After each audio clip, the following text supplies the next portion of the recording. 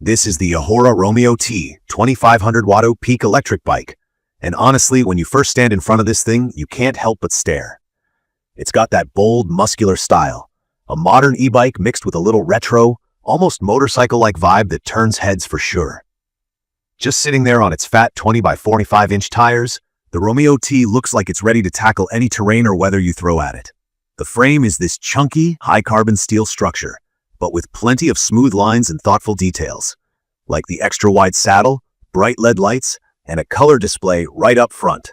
In my opinion, it's one of those bikes that blends a rugged off-road look with comfort design, so you just want to get on and ride, whether you're commuting or exploring some rough back trails. From my experience, even before turning it on, I was a little skeptical if this bike could really deliver on its specs. I mean, the numbers sound almost too good. 2500 watt peak output, dual motors, up to 200 miles on a single charge, and a top speed of 40 miles per hour. Pretty wild, right? I also had concerns about how heavy it is. This thing is over 120 pounds. Lifting it onto a rack or stairs isn't easy, and pushing it without battery assist isn't fun. But once I hopped on and actually rode the Romeo II, a lot of those doubts faded. First, just pushing off, I noticed it's got a really stable stance. The bike feels solid, not that shaky, cheap feeling you get on some e-bikes.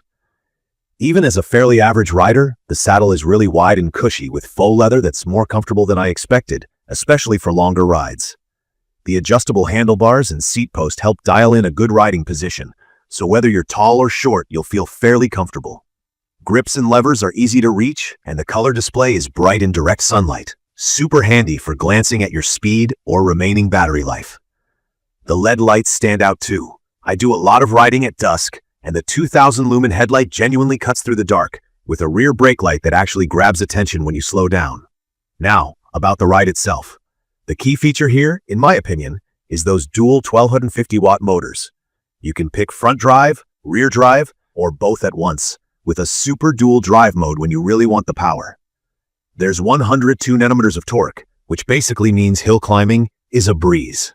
I took the Romeo II up a pretty steep local trail, about 40 degrees, and it didn't slow down. On city streets or paved bike paths, acceleration is super smooth. The throttle gets you moving even if you're not pedaling, while pedal assist kicks in as soon as you put force on the cranks. There is a small delay. Sometimes you need 2 or 3 pedal revolutions before the boost hits, which can feel awkward at intersections or when starting uphill. I'd recommend this for riders who want a combination of speed and ease, but if you want instant pedal assist every time, it might bug you a little. What caught me by surprise was just how fast this thing goes. Once you unlock the speed settings, hitting 35 to 40 miles per hour is not a stretch, and the dual hydraulic disc brakes are absolutely necessary. I tested them a few times, going from full speed to a stop, and there was never any sketchy brake fade or loss of control. The brakes have a firm, confident feel and stop the heavy bike quickly, which just makes me feel safer, especially off-road or in the rain. Let's talk about the battery, which really is another key feature. The 52-volt 60-hour battery is massive. It genuinely gives you peace of mind about running out of power.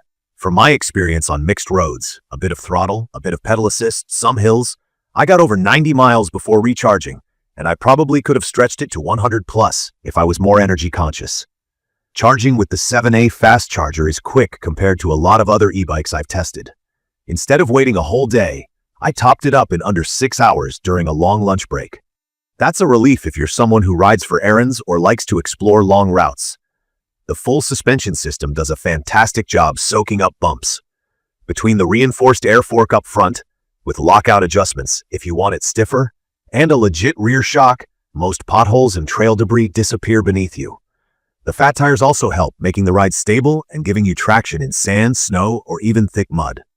After riding regular city e-bikes, there's just so much less fatigue on your back and wrists after riding the Romeo T for a while.